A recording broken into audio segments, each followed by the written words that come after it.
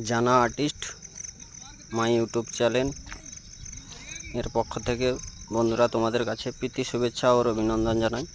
তো বন্ধুরা ভিডিওটি দেখতে থাকুন, যদি ভালো লেগে থাকে লাইক আর কমেন্ট আর শেয়ার করে দেবেন। তো এই রকমই নিত্য নতুন ভিডিও যাতে আবার তোমাদের কাছে পৌঁছতে পারি।